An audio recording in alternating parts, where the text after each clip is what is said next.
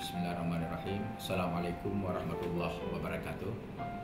Saya Tengku Haji Faisal Ali, Wakil Ketua Majelis Permusyawaratan Ulama Aceh, mengucapkan selamat Hari Keluarga Nasional ke-27 tahun 2020. Kami beserta seluruh jajaran Majelis Permusyawaratan Ulama Aceh mengajak seluruh keluarga yang ada di Aceh untuk bersama-sama kita meningkatkan ketahanan keluarga kita dengan menerapkan 8 fungsi keluarga.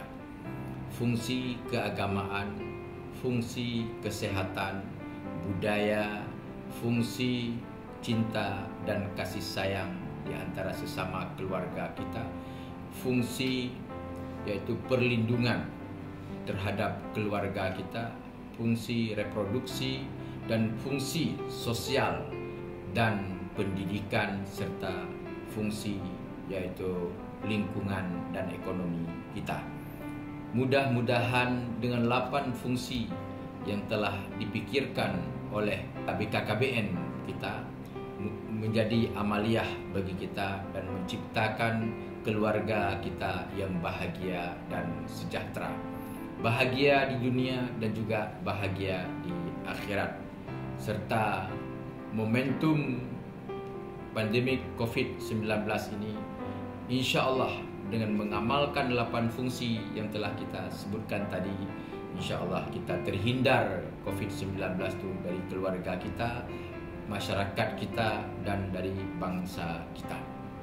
Yang terakhir, kami mengajak seluruh keluarga dan masyarakat Aceh, mari sama-sama kita sukseskan pelayanan keluarga sejahtera di tengah-tengah masyarakat kita.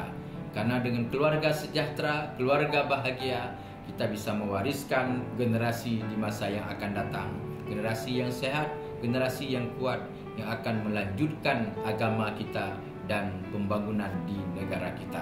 Akhirnya kami mengucapkan sekali lagi selamat kepada BKKBN baru dengan cara yang baru, semangat yang baru, hadir di dalam keluarga BKKBN. Berencana itu keren. Wallahul muwaffiq ila aqwamit thariq. Assalamualaikum warahmatullahi wabarakatuh.